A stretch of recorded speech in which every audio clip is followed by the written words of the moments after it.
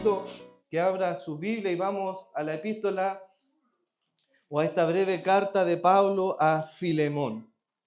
De Pablo a Filemón.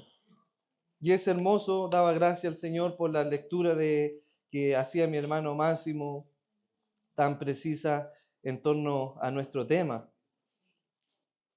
Como telón de fondo, el perdón. Si bien es cierto, la epístola no aparece esa palabra perdón, pero está implícito en el texto, es la manifestación y el deseo de Pablo en la vida de la iglesia de Colosa. Y en esta mañana, con la ayuda del Señor, leeremos desde el versículo 1 para contextualizar hasta el versículo 18.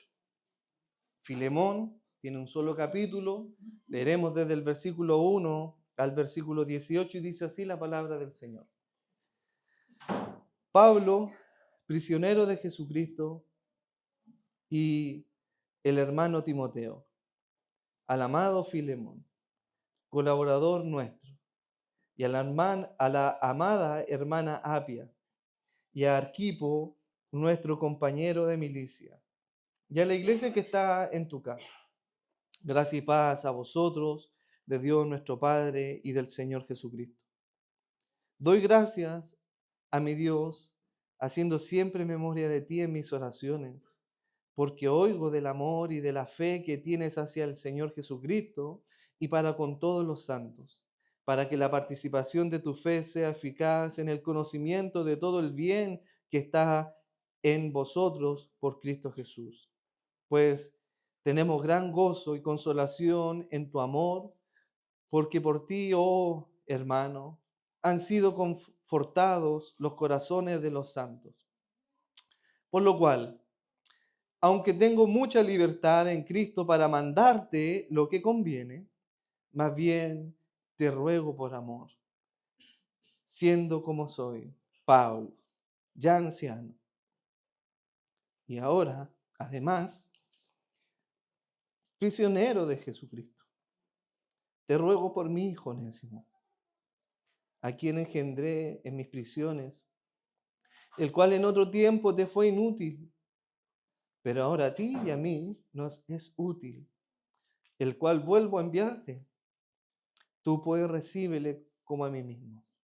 Yo quisiera retenerle conmigo, para que en lugar tuyo me sirviese en mis prisiones por el Evangelio, pero nada quise hacer sin tu consentimiento, para que tu favor no fuese como de necesidad, sino voluntario.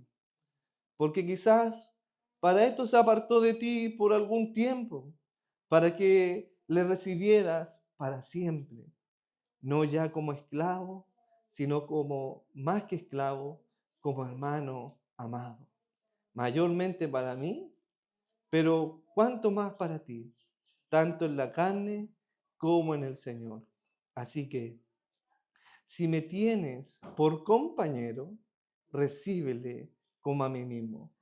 Y si en algo te dañó o te debe, ponlo a mi cuenta. Yo, Pablo, lo escribo de mi mano, yo lo pagaré. Por no decirte que tú mismo te me debes también. El título del mensaje de esta tarde es Acciones de quien perdona. Acciones de quien perdona. Y como dijimos, el telón de fondo de esta epístola es, podríamos así decirlo, un doble telón. Por un lado tiene la esclavitud que estaba en ese contexto permitida, y por otro lado el perdón de un esclavo. De manera que el tema que aborda la epístola es implícitamente el perdón. Y como dijimos, esta epístola la dividimos en 3 secciones. La primera sección fue la que expusimos el domingo pasado, que hablaba de el carácter espiritual de quien perdona. Cómo era el carácter de una persona que estaba dispuesta a perdonar, y eso estaba entre los versículos 4 al 7. Y en esta mañana veremos ahora las acciones de quien perdona desde el versículo 8 al 18. Y veremos 3 acciones que deben realizar todos aquellos que están dispuestos a perdonar. 3 acciones que debe realizar todo hermano creyente que está dispuesto a perdonar.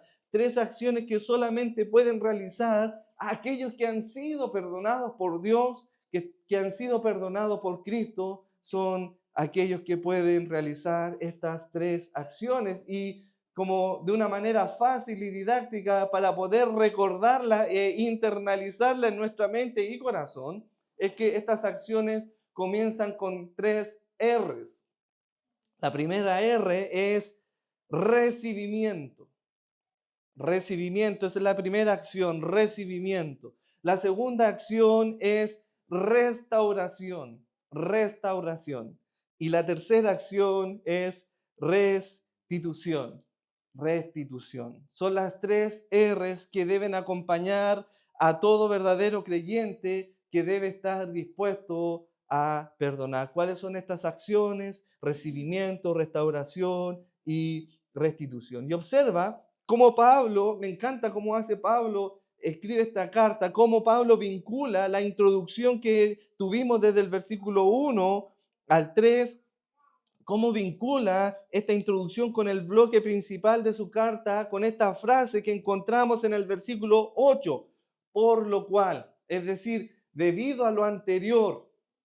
Eso es lo que está haciendo Pablo. Entonces Pablo desde el versículo 8 en adelante va a introducir el cuerpo de la carta vinculado a lo anterior. Pablo nos está introduciendo, observa, una doctrina respecto a el perdón, porque la palabra perdón, como lo dijimos, no aparece escrita en esta carta, sino más bien es implícita, es una forma o la manera que Pablo está empleando para que la iglesia entienda cómo debemos perdonar, pero no a través de una doctrina del perdón, sino más bien a través de una ilustración de una vida real, de un hecho real, de un acontecimiento real.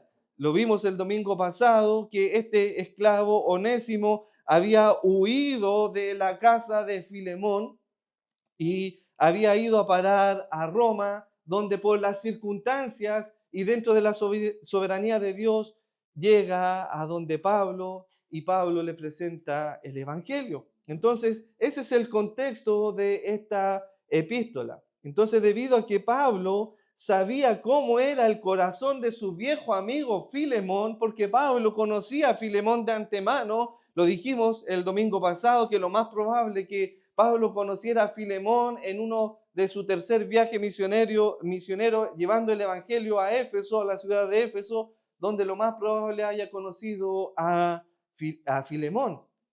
Y se hicieron amigos y establecieron una amistad entre Filemón y Pablo. Entonces Pablo sabía cómo era el corazón de Filemón y nosotros el domingo pasado pudimos escudriñar cómo era el corazón de Filemón, un corazón que estaba lleno de amor para con su Señor, un corazón que estaba lleno de amor para con todos los santos, un corazón que participaba con una fe eficaz en la comunión de los santos y que todo lo que hacía Filemón era para la gloria de Dios.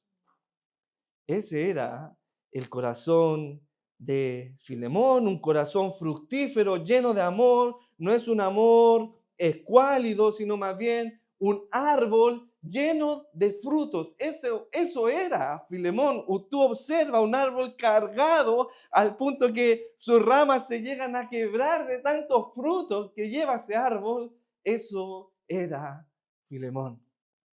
Un hombre lleno de amor, del fruto del amor, una vida fructífera. Y observa el versículo 7, que es, podríamos decir, el articulador entre la introducción y el cuerpo de esta carta. Observa el versículo 7, pues tenemos gran gozo y consolación en tu amor. Es decir, el amor de Filemón era sobreabundante porque no solamente consolaba y amaba a Pablo, sino que Pablo está hablando en términos plurales, pues tenemos.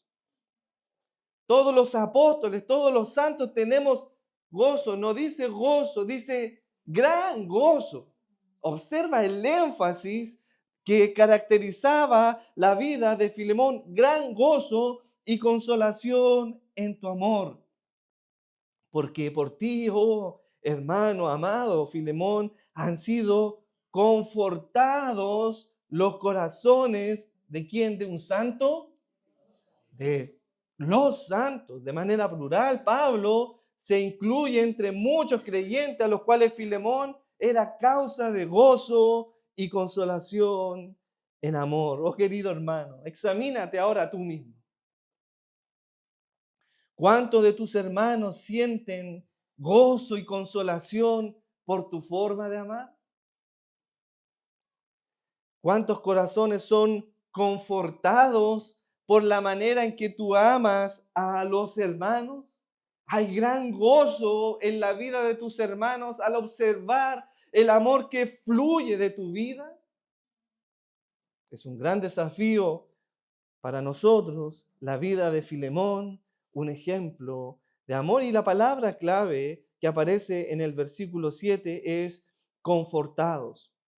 ¿Cuántos corazones son confortados? Y aquí la palabra griega que utiliza Pablo dentro del contexto de la milicia tiene que ver con esa tropa que venía de una guerra, que venía de días quizás sin comer, batallando con frío, la adversidad, con peligro, con diversos eh, eh, situaciones o contextos de guerra. Esa es la idea que Pablo utiliza esta palabra confrontar para caracterizar la vida de Filemón y confortar viene de la palabra griega anapados, que significa dar descanso o refrigerio a esta tropa que venía con un desgaste físico, emocional y espiritual. Eso es lo que hacía Filemón. Confortaba a una milicia de creyentes que estaban batallando por el Evangelio. Qué gran vida era la vida de Filemón. Filemón era un refugio, Filemón era un descanso para la vida de todos los santos. O sea, yo pienso en eso, querido hermano, a una tropa que viene sucia, desgastada, que viene con frío de la guerra, llena de miedo y temor, y llega donde Filemón.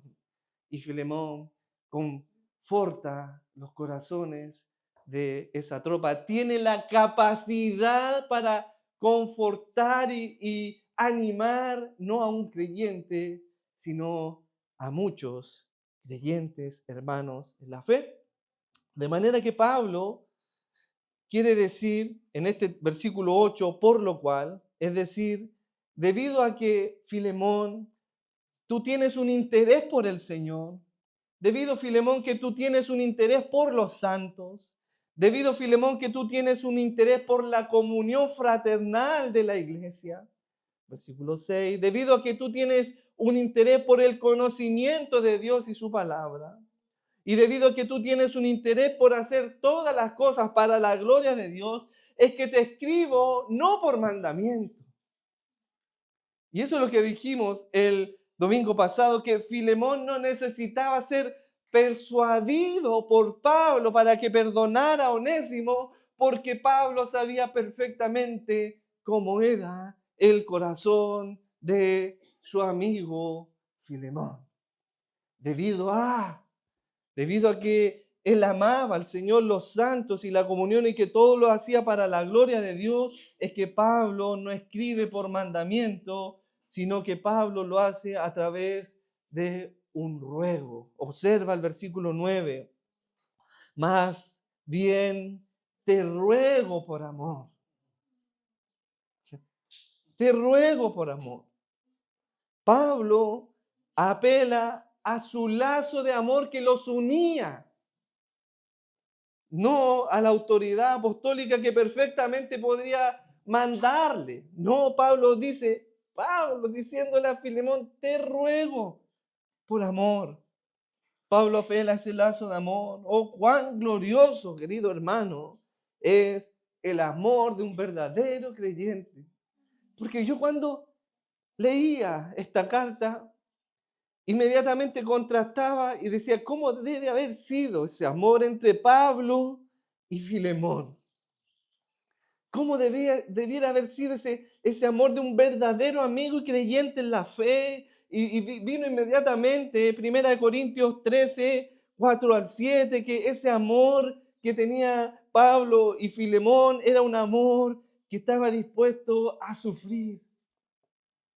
Un amor que era benigno, un amor que no tenían envidia los unos de los otros, un amor que no era jactancioso. Vemos ese amor que no es jactancioso porque Pablo no se estaba jactando de su ministerio apostólico y su autoridad apostólica. No era jactancioso su amor, sino que rogaba en amor que en amor actuara Filemón.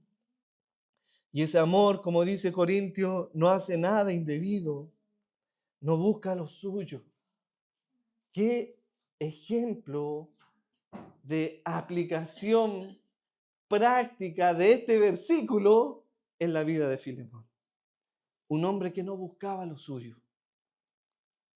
Un hombre que estaba dispuesto a amar más a sus hermanos que su propia vida. No se irrita. No guarda rencor. Por favor, subraya esa frase. El verdadero amor no guarda rencor. Y qué frase tan precisa y pertinente para nuestro texto. Lo más probable es que Onésimo estaba frente a Filemón cuando se estaba leyendo esta carta, mientras leía quizás Tíquico la carta frente a la iglesia de Colosa. Estaba ahí al lado de Tíquico, Onésimo y Filemón sentado viendo a su esclavo fugitivo al lado de Tíquico. Y de manera que podemos imaginar quizás el rostro de Filemón frente a Onésimo, su esclavo, a quien Pablo ahora se refiere como amado y fiel hermano. Es una carta a Filemón donde Pablo ruega por amor, no porque Filemón le faltara amor, sino más bien porque sobreabundaba en amor. Es que Pablo apela al mutuo amor. Observa el versículo 9. Más bien te ruego por amor, siendo como soy. Pablo ya anciano y ahora además prisionero de Jesucristo. Como queriendo decir Filemón, mira, tú eres brillante. Tú eres verdaderamente luz en este mundo. Eres aquel de quien se habla de tu amor y hospitalidad. De manera que te ruego, siendo como soy, Pablo, ya anciano, y ahora además de ser anciano, soy prisionero de Jesucristo, siguiendo el camino de Cristo, las pisadas del Señor. Pero Pablo, como conocía las palabras de su Señor, mira esta cita, me encanta, porque mira lo que está haciendo, diciendo, mira, Filemón, tú eres brillante en amor, pero mira el ejemplo que he seguido yo. Soy prisionero de Cristo, porque así lo aprendí de Él. Observa Evangelio según San Juan, capítulo 15, versículo 13. ¡Wow! Yo cuando leía esto, hermano, mi mente se llenaba de gozo al observar la obra de Cristo. Y al observar cómo Pablo fue ejemplo para estos hombres fieles como Filemón. Y en humildad él no buscaba exaltarse, pero en estas palabras solamente por decir yo ya anciano y preso, prisionero de Jesucristo pronto a morir. Y observa cómo el Señor habla a sus discípulos de la misma manera quizás y dice, nadie tiene mayor amor que este. ¿Qué cosa? Que uno ponga su vida por quién, por sus amigos, como queriendo decirle, Filemón, aquí estoy yo poniendo mi vida por ti. Estoy preso a causa del evangelio al cual te prediqué, del cual no tuve miedo en experimentar peligros de muerte, todo lo que expone en la carta de Corintios, por causa de Cristo. Ese es el perfecto amor, el amor de Cristo que dio su vida por nosotros, que no éramos precisamente sus amigos, hermanos. No éramos sus amigos, sino todo lo contrario, éramos sus enemigos. Si Dios dio su vida siendo nosotros sus enemigos y por medio de su muerte nos reconcilió con Dios, Pablo está mostrando ese camino más excelente, el camino del amor. El amor que está dispuesto a perdonar. Te ruego, Filemón, como prisionero. Imagino los pensamientos en la mente de Filemón. Este es Pablo, mi amigo, que está prisionero en Roma, que está pronto a dar su vida a causa del Evangelio de Cristo. Mi amigo Pablo me escribe esta carta rogándome en amor. Pablo, mi amigo, a quien lo estimo porque él estuvo dispuesto a dar su vida para entregar el Evangelio al cual recibí, quizás en Efeso o en Filipo, en tantos lugares donde Pablo expuso el Evangelio. Filemón no podía negarse a la petición de un hombre tan honorífico como Pablo, que seguía el ejemplo de su Señor. De manera que Pablo en su carta personal nos muestra estos 3 pasos para perdonar. Las 3 R's: recibimiento, restauración y restitución. Bueno, esa era la introducción de este sermón. Vamos ahora al cuerpo. El recibimiento. Observa conmigo el primer paso que debes dar para manifestar que has sido verdaderamente perdonado por Dios. El recibimiento. Observa el versículo 10. Te ruego por mi hijo Onésimo, a quien engendré en mis prisiones. El recibimiento es el primer paso en el proceso de perdonar. Esto significa abrir de nuevo las puertas y recibir al ofensor. Filemón tenía el deber de recibir de nuevo a su esclavo Onésimo. Tal recibimiento es debido a 3 demostraciones en la vida de Onésimo. 3 demostraciones que conducían a Filemón perdonar a Onésimo, porque él o en él habían 3 demostraciones. ¿Cuál es la primera demostración que había en la vida de Onésimo? Bueno, la primera demostración que había en Onésimo para que pudiera Filemón perdonarle es que había en él arrepentimiento. Había arrepentimiento, él estaba arrepentido, el esclavo Onésimo estaba arrepentido de lo que había hecho. El hecho mismo de que Onésimo estuviera frente a Filemón era una actitud de arrepentimiento. Onésimo había regresado donde su amo, quizás no lo entendemos obviamente bien por el contexto social en cual nosotros vivimos, pero sin lugar a duda el hecho de que Onésimo regresara donde Filemón era la mayor muestra de arrepentimiento debido a que él estaba expuesto a que Filemón lo enviara a la muerte por crucifixión debido a que él se había fugado de su casa. Un esclavo fugitivo era llevado a la muerte de crucifixión sin apelación alguna. Onésimo entonces estaba dando fruto de un verdadero arrepentimiento. Y este es el primer paso para el camino del perdón. De hecho, mira esta cita en el Evangelio de Mateo 3, capítulo 3, versículo 7 al 8. Vemos este paso necesario del arrepentimiento para recibir el perdón. Y es obvio, querido hermano, porque sin arrepentimiento no hay perdón.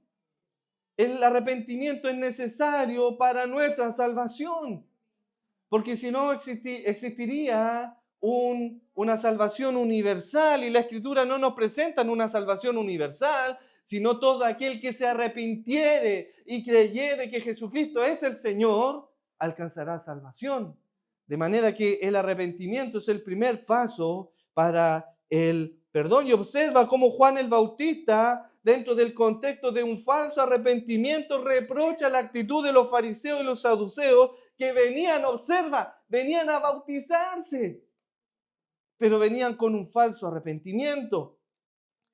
Juan les dice en el versículo 7, al ver él que muchos de los fariseos y de los saduceos, observa, muchos de los fariseos y de los saduceos que venían a ser bautizados, les decía: generación de víbora, ¿quién nos enseñó a huir de la ira venidera? A hacer pues frutos dignos de arrepentimiento. De manera que el bautismo no hace cristiano a nadie. Te podrás bautizar una y dos veces en esta o en otra iglesia, pero eso no te hace cristiano a menos que manifiestes frutos dignos de arrepentimiento. ¿Cómo sabemos esto? Bueno, que hubo frutos dignos de arrepentimiento en la vida de Onésimo es por su segunda demostración. Observa esta segunda demostración. Onésimo era una persona completamente cambiada. Ese es el segundo, o la segunda demostración. Una persona completamente cambiada por la obra del Espíritu Santo. Era un hombre nuevo. Filemón no recibe al mismo hombre que huyó. Filemón no recibe a ese Onésimo esclavo que huyó, sino que vuelve Onésimo como un nuevo hombre. Vuelvo a repetir, Filemón no recibe al mismo hombre que huyó de su casa. Porque muchos, eso es muy común, no lo voy a volver a hacer más. Y perdonamos, ¿cierto? Abrimos las puertas y le recibimos. Y ellos apelan a que tú me tienes que perdonar, como que si fuera una obligación. Y claro, es un deber más que una obligación. Pero para que exista el perdón tiene que haber arrepentimiento y una verdadera conversión, un cambio. Filemón estaba recibiendo ya no al mismo Onésimo, era otro Onésimo. ¿Qué tan distinta era la vida de Onésimo? ¿Qué tan distinto era ese esclavo que era inútil y que ahora había sido transformado por el poder del Evangelio, por la gracia de Dios? Pablo había constatado ese cambio en la vida de Onésimo y observa la carta de Colosas, la que hemos estudiado, Colosenses 4:9, donde se habla de este cambio en la vida de Onésimo. El primer paso, hubo un arrepentimiento. Este es el segundo paso en la vida de Onésimo, un cambio en su vida. Dice el versículo 9, con Onésimo, enviaba a Tíquico, con Onésimo, amado y fiel hermano, que es uno de vosotros. Es como uno de el cuerpo de Cristo, un santo. Ya no era el mismo Onésimo, esclavo, inútil, inconverso, ladrón y fugitivo, sino que era un nuevo hombre, uno de vosotros, como Pablo queriendo decir: Filemón, este Onésimo es como uno de nosotros. Ya no es el mismo esclavo, este hombre cuyo significado de nombre es útil. Sabemos que la palabra Onésimo se traduce como útil, que antes era inútil, pero ahora se ha vuelto útil para Pablo y para Filemón. Observa el versículo de nuestra lección, el 11 al 12, el cual en otro tiempo te fue inútil. No hizo honor a su nombre, sino que fue todo lo contrario, fue inútil, pero ahora a ti y a mí nos es útil. De manera que esa es la segunda evidencia, una verdadera conversión. Quien antes era fugitivo, ahora era el fruto espiritual, y esto me encanta porque cuando uno lee el contexto de esta carta, ahora Onésimo es fruto espiritual de Pablo, Onésimo es su hijo en la fe, al igual que observa en la misiva que está al principio, Pablo y Timoteo, mi hijo espiritual, a Filemón, otro hijo espiritual, y Pablo está queriendo decir: mira, Onésimo es igual que Timoteo y que tú, es mi hijo en la fe. ¿Cómo sabemos esto? Bueno, por su tercera demostración, Onésimo era fiel. Era un hombre fiel a la palabra de Dios. Para que exista el perdón y el recibimiento, tiene que haber arrepentimiento, una verdadera conversión manifestado en una fidelidad. Observa el versículo 13, el cual vuelvo a enviarte, tú pues recíbele como a mí mismo. Onésimo dejó de ser inútil y se hace útil, y Pablo lo devuelve como su propio corazón. ¿Y sabes qué? Es interesante el versículo 12, porque la traducción literal del versículo 12 es esta: yo te lo he vuelto a enviar en persona, refiriéndose a Onésimo, como si fuera mi propio corazón. Esa es la traducción literal. Bueno, no sé si, hermano, lo que puedes ver. Pablo está enviando a Onésimo y es como que Onésimo trajera en sus manos el corazón de Pablo, lo más íntimo, lo más delicado. Le está diciendo, mira, lo más delicado en mi vida ahora es Onésimo, a quien ruego que lo ames. Pablo está queriendo decir, todos mis sentimientos más profundos están manifestados en la persona de Onésimo. Y mire el comentario de John MacArthur al respecto a este versículo.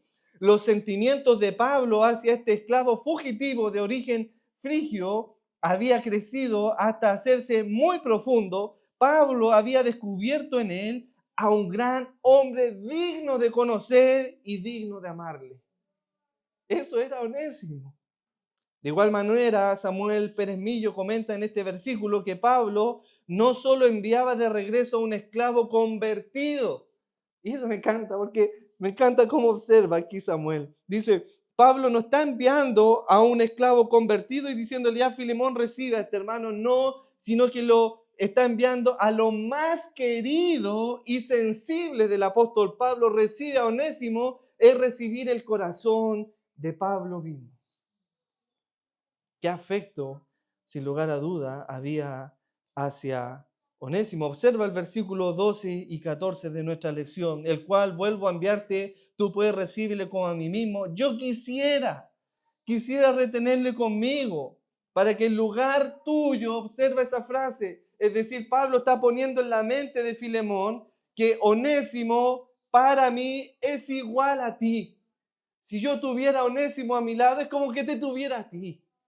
Y ese amor profundo que te tengo a ti, también lo tengo para con Onésimo. Y la transformación, obviamente, y gran valor de Onésimo nos lleva a prestar atención al segundo paso del perdón. Segundo paso del perdón. Y ese segundo paso es la segunda R, la restauración. Observa el versículo 15. Porque quizás para esto se apartó de ti por algún tiempo, para que le recibieses para siempre, no ya como esclavo, sino más que esclavo, como hermano amado, mayormente para mí, pero cuánto más para ti, tanto en la carne como en el Señor. Pablo solicita a Filemón no solo recibirle a Onésimo, sino también restaurarle a la antigua posición que él había servido en su casa. Observa, recíbele como más que esclavo. Él había huido como esclavo. Lo más probable es que Filemón haya contratado a otro esclavo al servicio de su hogar, que era muy grande, lo más probable para recibir a los misioneros y los santos de la iglesia. Es que ahora la demanda del perdón requiere restauración. Restaurar a la posición que Onésimo ocupaba en un principio, pero ya no como un simple esclavo, sino como un hermano. Y observa esta frase que emplea Pablo en este versículo, porque quizás para esto se apartó de ti por algún tiempo, como queriendo decir, lo que te acaba de ocurrir con Onésimo fue permitido por Dios a fin de que Onésimo oyera en la soberanía de Dios el evangelio en Roma. Era muy similar a lo que le había ocurrido a Jonás. Jonás tenía que ir hacia Nínive y Jonás dice, no voy a ir a Nínive, voy a ir a Tarsis. Pero Dios tenía preparado un barco y un gran pez para cumplir la soberanía de Dios en la vida de Jonás. De la misma manera, Dios tenía preparado a un Pablo en Roma para presentar el evangelio a Onésimo a fin de cumplir la voluntad de Dios en la vida de Onésimo. Esa es la idea. Y lo que le ocurrió a Onésimo, lo que está queriendo decir Pablo aquí, que quizás todo esto que te sucedió, todo esto, querido Filemón, está dentro de la soberanía de Dios. Esto malo que te ocurrió, de este ladrón que quizás te hurtó y se robó algo de ti, estaba dentro de la soberanía de Dios, y Dios aquello malo lo tornó para bien. Oh, hermano, cuando leía esto recordaba lo que le sucedió a José con sus hermanos. Vendido, y ahora José tiene que recibir, restaurar y reconciliarse con sus hermanos. Y José, ve a sus hermanos y les dice: vosotros pensaste mal contra mí, mas Dios ese mal lo encaminó para bien. Y es lo mismo en Filemón, con Onésimo. Quizás me hiciste mal a mí, pero ese mal Dios lo transformó para bien. Y esta observación es hermosa, porque Filemón recibe ahora de parte de Dios una doble bendición. Recibe más que un servicio material, ahora recibe un servicio espiritual, porque recibe ahora a Onésimo no como esclavo, sino como su hermano en la fe. Un doble servicio. Un hermano que le sirve materialmente, pero también que le sirve espiritualmente. Dios lo transformó para bien. Sin embargo, los pasos del perdón pueden estar completos siempre y cuando se agregue este último punto: la restitución. La restitución. Observa el versículo 17 y 18. Y este es el versículo que más me encanta. Así que, debido a todo lo que te he expuesto, Filemón, si me tienes por compañero, recíbele como a mí mismo. Recibe mi corazón. Y si en algo te dañó o te debe algo, ponlo a mi cuenta. Qué hermosas palabras, hermano. Debido a que Filemón desconocía si Onésimo iba a regresar, es probable que él hubiera contratado a alguien más. Y quizás Onésimo en su huida causó algún daño, obviamente, porque para viajar de Colosa a Roma, un esclavo no se le pagaba, un esclavo no tenía sueldo. Entonces, para poder huir a Roma, tuvo que haber sacado algo o robado algo. Y Pablo le está queriendo decir, en virtud de este posible robo, busca restituir los daños. La restitución es parte fundamental del perdón. Sería justo por parte de Filemón esperar que Onésimo le devolviera aquello que le robó. Es justo eso. Pero ¿qué es lo que hace? En conformidad con el principio de restitución, Pablo afirma: si en algo te ha dañado mi hijo o te debe algo, ponlo a mi cuenta. Al ofrecer a Filemón restituir la deuda de Onésimo, Pablo deja cualquier presión en la vida de Onésimo para manifestar su amor. Observa finalmente esta carta que acabamos de leer, es una hermosa ilustración de la obra perfecta de Cristo. Vemos por un lado, observa, y esto me encanta, Filemón, al igual que Dios, ha recibido ofensas. Filemón, al igual que Dios, ha sido ofendido, le han robado. Por otro lado está Onésimo, que representa a cualquier pecador que precisa de la reconciliación y el perdón. Y aquí hay un Pablo, siguiendo el ejemplo de Cristo, quien se ofreció para pagar el precio de la deuda para hacer posible la reconciliación. Qué hermosa esta carta que exalta la obra de Cristo que hizo por nosotros.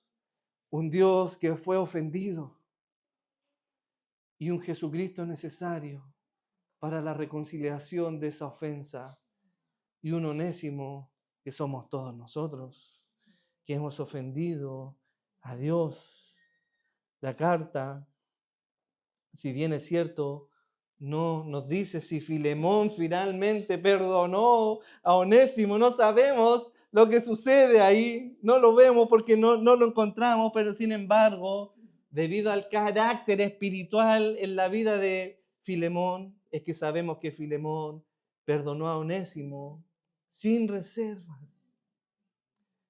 No le cobró nada porque sabía que lo estaba haciendo como Cristo le había perdonado.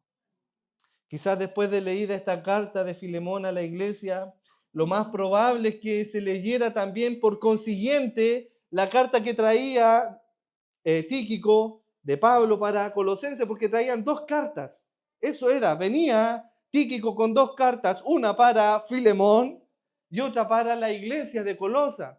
Pero la de Filemón tenía que ser leída para toda la iglesia, como también la de Colosa, y después de leída esta carta de Filemón, encontramos estos versículos en la carta de Colosa. Si alguno tuviere queja contra otro, de la manera que Cristo os perdonó, así también hacedlo vosotros. ¡Wow! Un ejemplo de perdón práctico, vívido, y la parte doctrinal de cómo nosotros debemos perdonar como Cristo nos perdonó. Como queriendo decirle, es como la guinda de la torta. Si la carta de Colosenses es la guinda de la torta, es el corolario de Filemón, como queriendo decir, Filemón, ¿tienes queja contra Onésimo? Filemón, ¿tienes alguna queja contra tu hermano que ahora es como uno de nosotros? De la manera que Cristo te perdonó, anda, ve y perdona a tu hermano. Qué hermosa es esta carta en vista de que Cristo lo había perdonado y de que la petición hecha por su amigo Pablo, sin lugar a dudas, Filemón no haría menos que eso. Le perdonaría y lo restauraría y lo llevaría a la posición ya no como un esclavo, sino como su hermano en Cristo. No sé tú, querido hermano, si eres consciente de cuánto se te ha perdonado. No sé si eres consciente de la deuda impagable de tu pecado ante Dios. Porque Onésimo sustrajo algo material, posiblemente pagable, pero tu pecado ante la presencia de Dios es impagable, como lo que leímos en la parábola de estos dos deudores. Y hay un himno que nos recuerda el costo que debemos pagar de la deuda de nuestro pecado, la cual no es poca, sino que es mucha la deuda.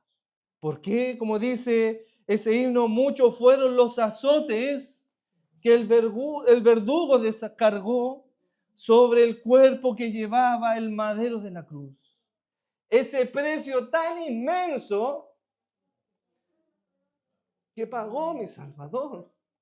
Era un precio inmenso, impagable, que lo pagó mi Salvador. Fue un rescate tan bendito que libertó al pecador. De ese cuerpo sacrosanto, el verdugo se ensañó y con esos crueles clavos pies y manos traspasó. Por sus labios ni una queja. ¡Qué hermoso! Contra nadie se lo oyó. El silencio de ese justo, en el silencio de ese justo, mi pobre alma se salvó. Y esta frase de este canto a mí me conmueve mi corazón. Cuando dice, por fin sus labios se movieron. Por fin. Cuando estaba en esa cruz, consumado es.